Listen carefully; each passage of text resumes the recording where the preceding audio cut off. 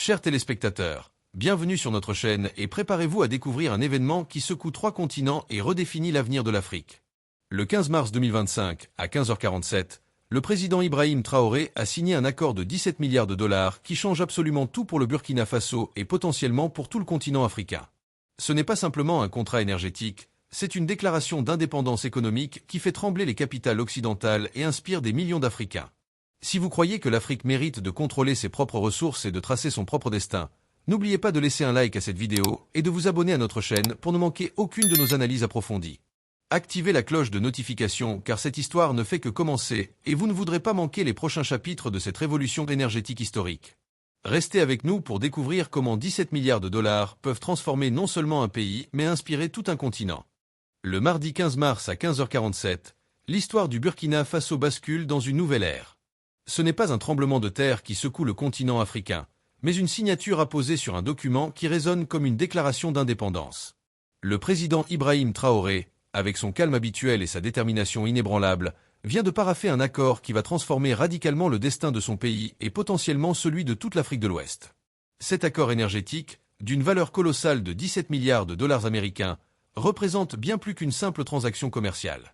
Il s'agit d'une révolution paradigmatique qui remet en question des décennies de dépendance économique et de subordination aux puissances occidentales. Ce contrat ne concerne pas l'extraction brutale de pétrole comme tant d'autres avant lui, mais la transformation complète d'une ressource stratégique, le gaz naturel liquéfié, en un outil de développement souverain et durable. Pendant des décennies, les grandes compagnies pétrolières occidentales ont parcouru le sous-sol du Burkina Faso avec leurs équipements sophistiqués et leurs équipes de géologues. Shell, Total, ExxonMobil et d'autres géants de l'industrie énergétique savaient parfaitement qu'un trésor immense dormait sous les terres arides du Sahel burkinabé. Les rapports d'exploration mentionnaient l'existence de plus de 3000 milliards de mètres cubes de gaz naturel, une richesse évaluée à plus de 200 milliards de dollars américains selon les cours internationaux de l'époque. Pourtant, leurs conclusions étaient invariablement les mêmes. Rédigé dans un langage technique qui masquait mal une réalité politique, ce projet était jugé trop difficile, trop coûteux, trop risqué pour être entrepris. La véritable raison de cette réticence n'était pas d'ordre technique ou financier, mais stratégique. Ces compagnies craignaient de perdre le contrôle absolu qu'elles exerçaient sur les ressources énergétiques africaines depuis l'ère coloniale. Le gaz naturel, contrairement au pétrole brut qui peut être simplement extrait et exporté, exige une transformation complexe sur place. Il doit être purifié, liquéfié à des températures extrêmement basses de -162°C, puis stocké dans des installations spécialisées avant d'être transporté par des navires méthaniers hautement sophistiqués. Ce processus industriel nécessite la construction d'usines de liquéfaction, de pipelines, de terminaux portuaires, et surtout la formation d'une main-d'œuvre locale qualifiée capable de gérer ces infrastructures complexes. En d'autres termes, l'exploitation du gaz naturel impose inévitablement le développement d'un savoir-faire local, la création d'emplois qualifiés et l'émergence d'une expertise technique nationale. C'est précisément ce transfert de compétences et cette autonomisation que les compagnies occidentales cherchaient à éviter, car elles signifiaient la perte progressive de leur mainmise sur les ressources africaines et l'émergence de concurrents locaux potentiels. L'accord signé avec l'Inde bouleverse complètement cette logique extractiviste qui a prévalu pendant des siècles. New Delhi n'a pas proposé d'acheter le gaz burkinabé à vil prix pour l'exporter vers les marchés asiatiques en croissance, comme l'auraient fait les partenaires occidentaux traditionnels. Au contraire, le gouvernement indien et ses entreprises publiques ont offert quelque chose de révolutionnaire, construire l'intégralité de la chaîne de valeur sur le sol burkinabé. Cette approche inclut la construction d'usines de liquéfaction ultramodernes dotées des dernières technologies, l'installation de pipelines reliant les bassins gaziers aux centres de transformation, l'édification de terminaux portuaires dans les pays voisins côtiers pour permettre l'exportation, la création d'écoles techniques et d'universités spécialisées pour former les ingénieurs et techniciens burkinabés, et même le développement des infrastructures routières et numériques nécessaires pour assurer la logistique de l'ensemble du projet. Cette vision globale transforme radicalement la nature même du partenariat énergétique. La répartition des 17 milliards de dollars révèle la profondeur et l'ampleur de cette transformation industrielle. 7 milliards sont alloués à la construction des usines de liquéfaction et des installations de traitement du gaz, des infrastructures qui resteront propriété de l'État burkinabé et constitueront le cœur technologique du projet. 4 milliards sont destinés aux pipelines qui traverseront le pays et relieront les différents gisements aux usines, créant ainsi un réseau énergétique national intégré. 3 milliards financeront les infrastructures portuaires dans les pays côtiers voisins, notamment le Bénin et le Togo, permettant ainsi au Burkina Faso d'accéder aux marchés internationaux malgré son enclavement géographique. 2 milliards sont réservés à la formation et à l'éducation, avec la création d'instituts techniques, de centres de recherche et de programmes universitaires dédiés aux technologies gazières. Enfin, 1 milliard sera investi dans les infrastructures routières et numériques, essentielles pour connecter les sites de production aux centres urbains et permettre une gestion moderne et efficace de l'ensemble du système énergétique national. Les conséquences de cet accord se font sentir immédiatement dans la vie quotidienne des Burkinabés, bien avant même le début effectif des travaux. Dans les marchés animés de Bobo-Dioulasso, la deuxième ville du pays, les femmes qui passaient des heures chaque jour à collecter du bois de chauffage et à cuisiner dans la fumée nocive parlent désormais avec espoir d'un avenir où le gaz propre et abordable remplacera ces pratiques ancestrales mais épuisantes. Dans les ateliers de Koudougou, les artisans et les petits industriels rêvent d'un approvisionnement électrique stable qui leur permettra enfin de faire fonctionner leurs machines sans les interruptions constantes qui paralysent actuellement leur production. Dans les écoles de Ouagadougou, les enseignants imaginent déjà des salles de classe éclairées après la tombée de la nuit, permettant aux élèves de poursuivre leurs études et leurs devoirs dans des conditions décentes. Dans les hôpitaux et centres de santé dispersés à travers le pays, le personnel médical anticipe avec soulagement la fin des opérations chirurgicales interrompues par des pannes de générateurs et la possibilité de conserver correctement les vaccins et les médicaments grâce à une chaîne du froid enfin fiable. Le gouvernement burkinabé projette la création de 50 000 emplois directs dans les secteurs de la construction, de l'exploitation et de la maintenance des infrastructures gazières. Mais au-delà de ces emplois directs, les économistes prévoient la génération de centaines de milliers d'emplois indirects dans des secteurs connexes tels que le transport et la logistique, la restauration et l'hôtellerie, les services de sécurité, la maintenance industrielle et toute une économie de services qui se développera autour de ces nouvelles infrastructures. Pour une nation où le chômage des jeunes atteint des niveaux alarmants et où l'émigration économique vers l'Europe ou vers les pays côtiers voisins représente souvent la seule perspective d'avenir, cette promesse d'emploi massif sur le sol national constitue une révolution sociale majeure. Cependant, derrière l'euphorie légitime que suscite cette annonce historique, des questions cruciales émergent rapidement dans le débat public burkinabé. Comment le pays peut-il s'assurer que cette manne financière colossale ne se transforme pas en malédiction, comme ce fut le cas pour tant de nations africaines dotées de ressources naturelles abondantes mais qui ont sombré dans la corruption, les conflits et la pauvreté chronique? Comment éviter que la dépendance vis-à-vis d'un seul partenaire, même bienveillant comme l'Inde, ne remplace simplement l'ancienne tutelle occidentale par une nouvelle forme de subordination asiatique? Comment garantir que les revenus générés par l'exploitation du gaz bénéficieront réellement à l'ensemble de la population et non pas uniquement à une élite politico-économique qui captera ces richesses pour son enrichissement personnel? Ces interrogations légitimes reflètent la maturité politique croissante d'une société civile burkinabé de plus en plus consciente des enjeux et déterminée à exercer une vigilance citoyenne sur la gestion des ressources nationales. Face à ces doutes exprimés ouvertement dans les médias, les universités et les assemblées communautaires, le président Ibrahim Traoré adopte une posture de transparence et de dialogue qui tranche avec les pratiques opaques de nombreux régimes africains. Lors d'une allocution télévisée suivie par des millions de Burkinabés, il déclare avec une fermeté empreinte de sincérité que ce projet n'appartient pas au gouvernement ni à un parti politique, mais au peuple burkinabé dans son ensemble. Il annonce la création de comités de surveillance citoyenne qui auront accès aux contrats, au budget et au rapport d'exécution du projet, une mesure sans précédent dans l'histoire du pays. Il s'engage à ce que tous les documents financiers soient publiés régulièrement et à ce que les médias indépendants puissent enquêter librement sur tous les aspects du projet énergétique.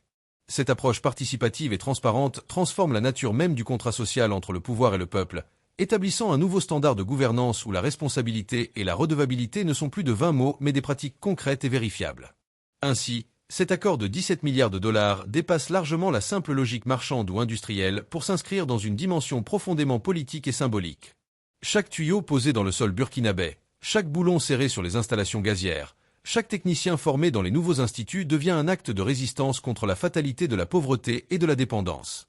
C'est un refus catégorique de l'idée selon laquelle l'Afrique serait condamnée éternellement à exporter ses matières premières brutes et à importer des produits finis à prix exorbitants.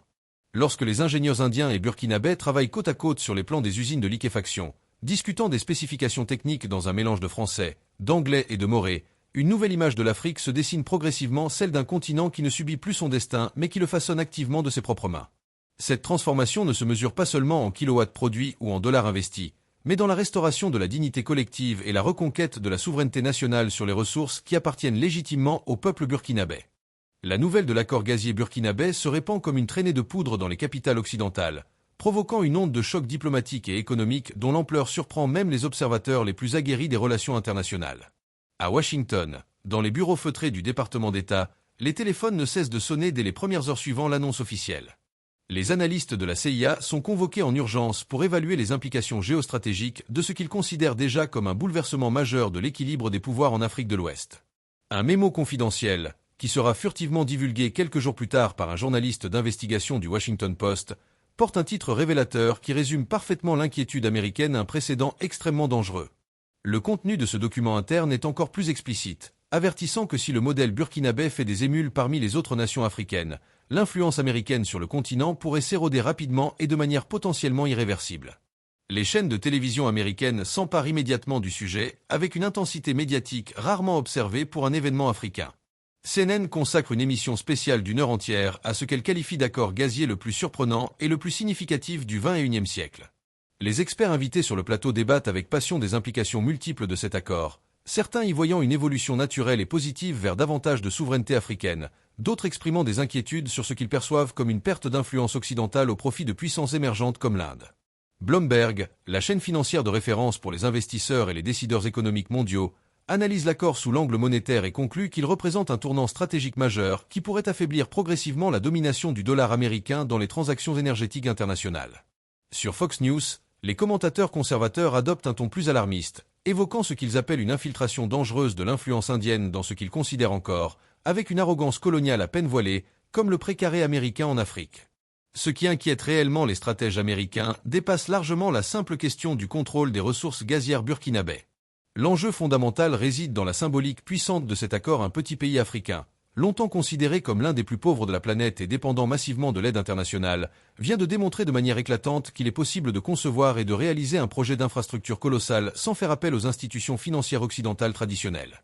Pas de prêt de la Banque mondiale assorti de conditionnalités politiques contraignantes, pas d'intervention du Fonds monétaire international avec ses programmes d'ajustement structurel qui ont ravagé tant d'économies africaines, pas de recours aux grandes banques d'investissement de Wall Street ou de la City londonienne. Cette autonomie financière et stratégique constitue un exemple potentiellement contagieux qui pourrait inspirer d'autres nations africaines à rechercher des partenariats alternatifs et à s'affranchir de la tutelle économique occidentale qui perdure depuis les indépendances formelles des années 60. L'administration américaine réagit rapidement en convoquant des réunions de coordination avec ses principaux alliés européens. À Paris, au Palais de l'Élysée, le président français reçoit un rapport détaillé de 10 pages rédigé par les services de renseignement et les conseillers diplomatiques, un document qui analyse minutieusement ce qu'il qualifie de risque Traoré. Le rapport avertit que le modèle énergétique burkinabè, s'il réussit, pourrait inspirer d'autres nations africaines francophones à remettre en question leur partenariat traditionnel avec la France et l'Union européenne, menaçant ainsi des décennies d'influence française sur le continent.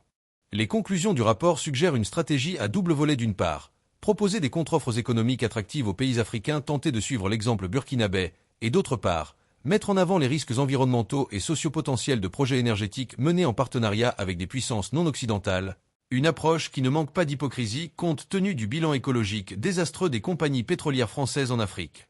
À Bruxelles, au siège de l'Union européenne, les commissions parlementaires organisent des auditions d'urgence sur ce qu'elles présentent comme les implications environnementales du projet gazier burkinabè. Des experts sont invités à témoigner sur les dangers potentiels de l'exploitation du gaz naturel dans la région du Sahel, déjà fragilisée par le changement climatique et la désertification progressive. Des questions sont soulevées sur les normes environnementales qui seront appliquées, sur les mesures de protection des populations locales, sur l'impact potentiel sur les écosystèmes fragiles de la région. Cette préoccupation environnementale soudaine et tardive ne manque pas de susciter l'ironie et le cynisme parmi de nombreux observateurs africains et européens progressistes. Où étaient ces mêmes parlementaires et experts lorsque Total, Shell et d'autres compagnies européennes exploitaient les ressources africaines pendant des décennies dans des conditions écologiques souvent catastrophiques et sans aucune transparence? Pourquoi cette vigilance environnementale ne se manifeste-t-elle que lorsque ce sont les Africains d'eux-mêmes qui prennent en main leur développement énergétique en partenariat avec des nations non occidentales?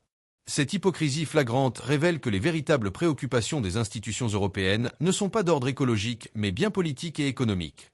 À Londres, dans les bureaux luxueux de la City, les lobbyistes de l'industrie pétrolière et gazière se réunissent discrètement pour élaborer une stratégie de réponse.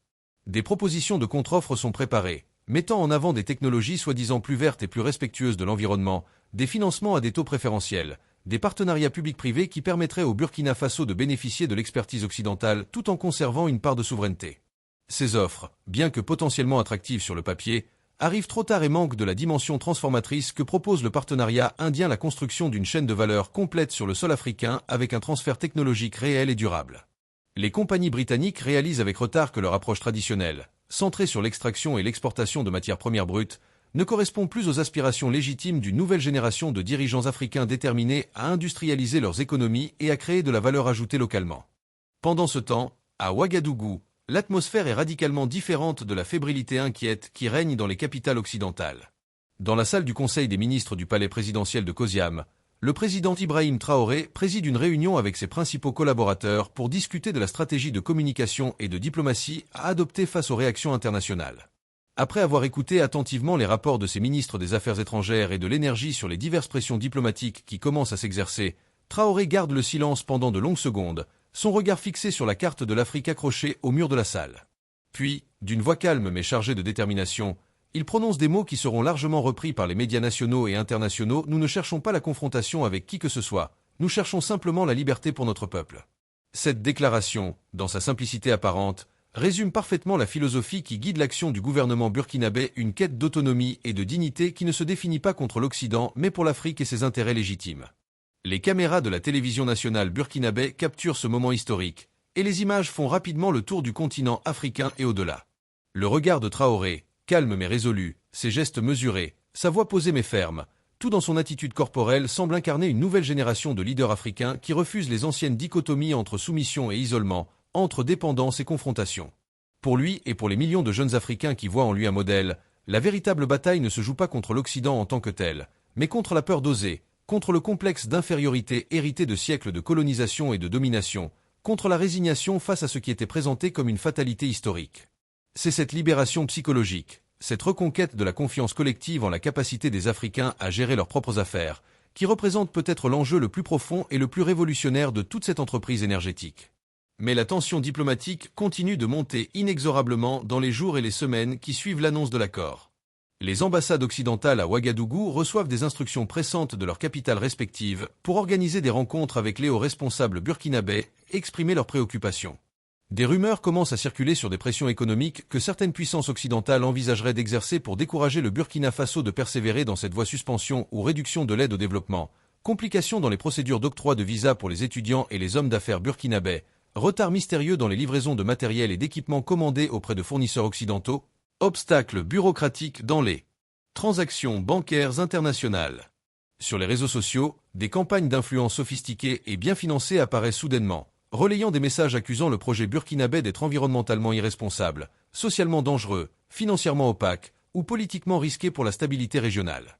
Ces opérations de désinformation, menées avec des moyens considérables et une coordination qui suggère l'intervention d'acteurs étatiques ou de grandes entreprises, visent clairement à saper le soutien populaire au projet et à créer des divisions au sein de la société burkinabé.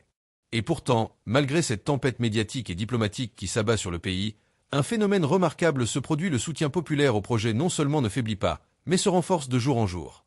Dans les rues de Ouagadougou, de Bobo-Dioulasso, de Koudougou et des autres villes du pays, des affiches artisanales fleurissent sur les murs, proclamant fièrement notre gaz, notre avenir, notre dignité.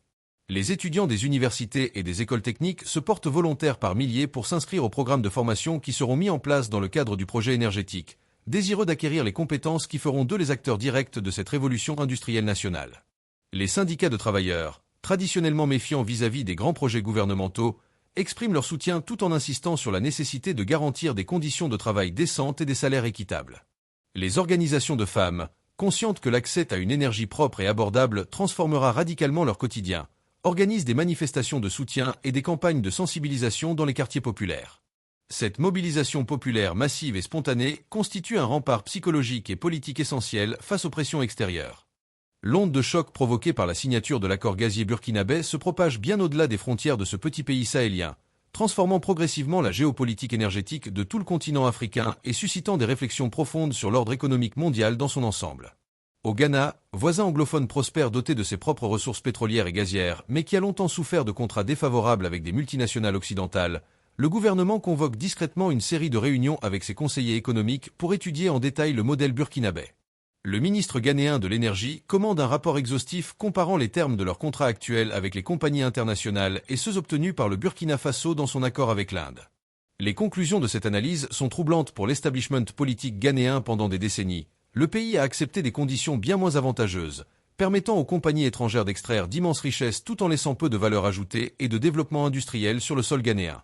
Au Tchad, nation productrice de pétrole depuis les années 2000, mais dont la population reste parmi les plus pauvres au monde malgré ses ressources considérables, l'exemple burkinabé résonne avec une force particulière.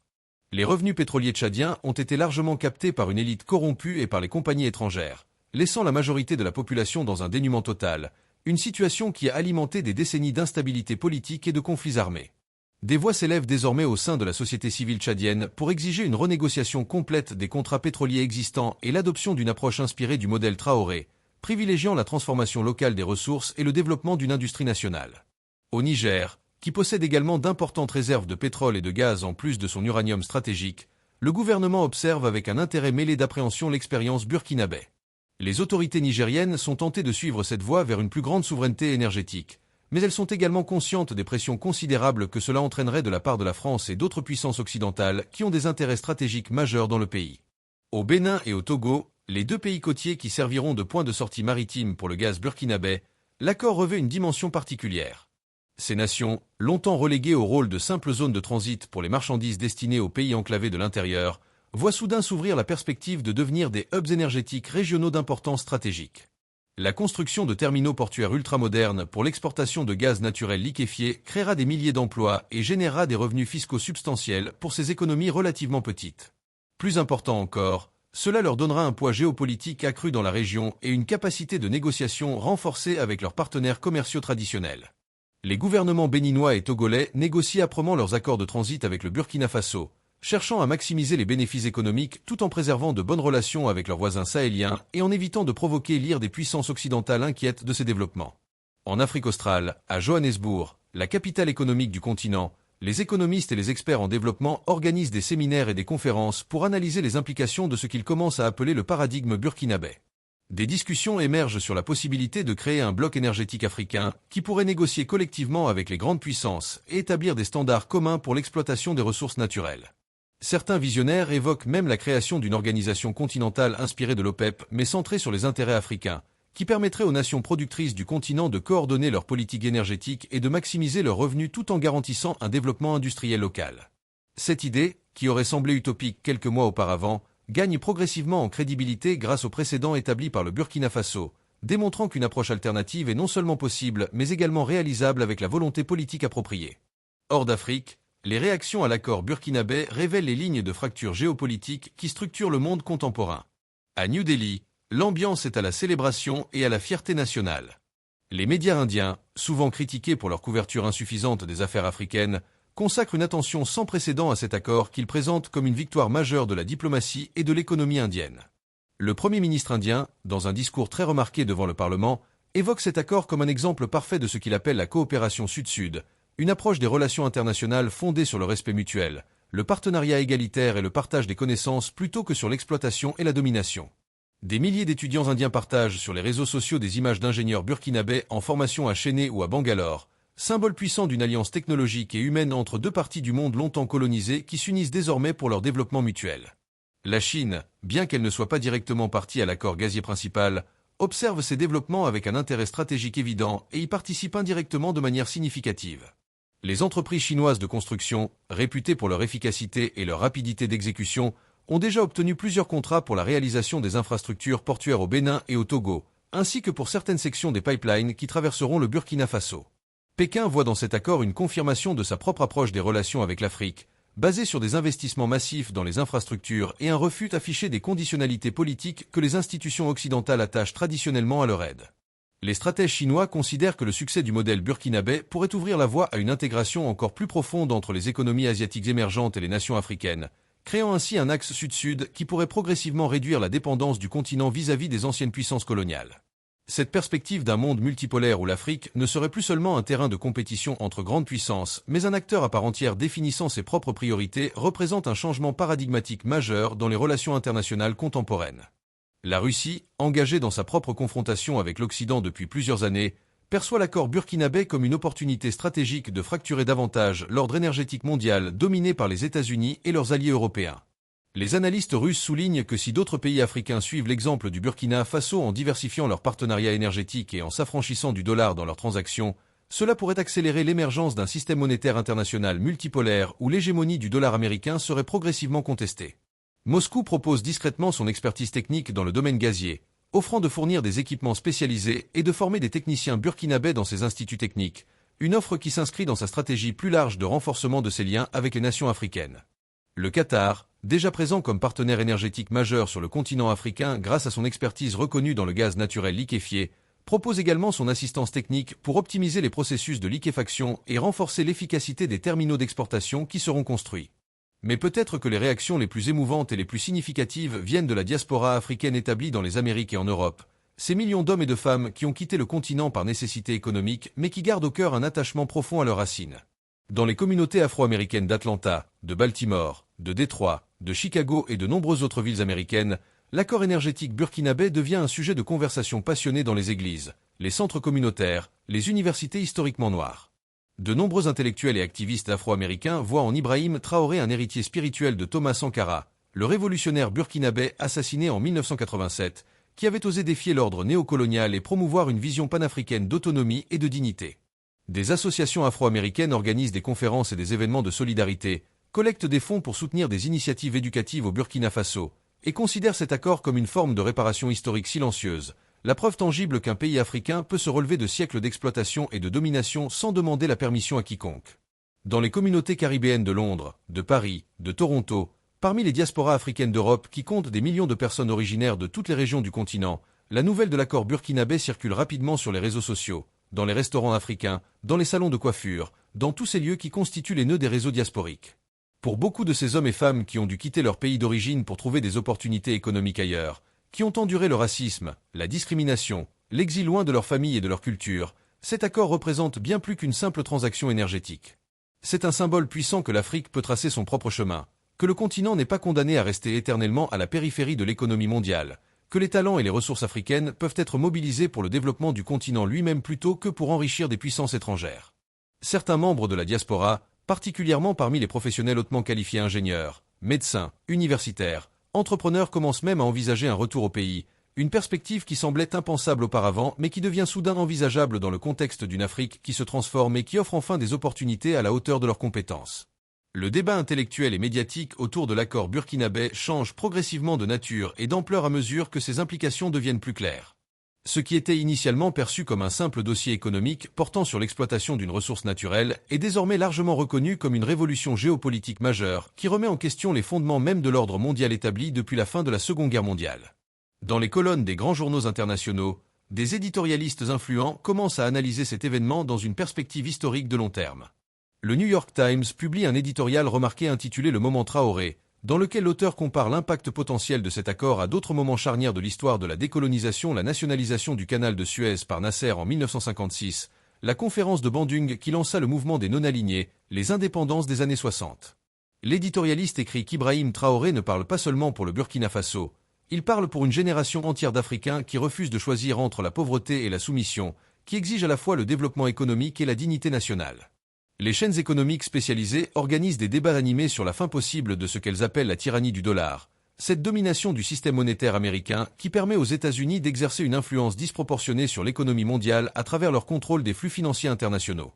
Des économistes hétérodoxes, longtemps marginalisés pour leur critique du système financier mondial actuel, trouvent soudain une audience plus large pour leurs analyses sur la nécessité d'un système monétaire international plus équitable et multipolaire. Les instituts de recherche en relations internationales publient des rapports volumineux analysant les implications de l'accord burkinabé pour l'avenir du système international, certains y voyant le début d'une transition vers un ordre mondial véritablement post-colonial, d'autres mettant en garde contre les risques d'instabilité et de conflits que pourrait engendrer une remise en cause trop rapide des structures de pouvoir existantes. Dans les universités africaines, européennes, américaines et asiatiques, cet accord devient un cas d'étude privilégié dans les cours de relations internationales, d'économie politique, de développement, permettant aux étudiants d'analyser en temps réel une transformation géopolitique majeure. Dans les rues du Burkina Faso, loin des analyses sophistiquées des experts internationaux et des calculs géostratégiques des chancelleries, les gens ordinaires ne se préoccupent pas particulièrement des débats sur le système monétaire international ou l'équilibre géopolitique mondial. Ce qui compte pour eux, c'est la perspective concrète et tangible d'une vie meilleure pour eux-mêmes et pour leurs enfants. Ils ne théorisent pas sur la souveraineté énergétique, ils la vivent dans leur quotidien lorsqu'ils voient les premiers chantiers s'ouvrir, lorsqu'ils entendent parler des emplois qui seront créés, lorsqu'ils imaginent leur maison enfin éclairée de manière stable, leurs enfants étudiant dans des écoles climatisées, leurs entreprises fonctionnant sans les interruptions constantes qui paralysent actuellement toute activité productive. Cette dimension profondément humaine et concrète du projet, souvent négligée dans les analyses macroéconomiques et géopolitiques, constitue pourtant son enjeu le plus fondamental. Voilà donc l'histoire extraordinaire de la révolution énergétique burkinabé, une histoire de courage, de dignité et de renaissance qui nous rappelle que l'indépendance véritable ne se mesure pas en discours mais en actes concrets.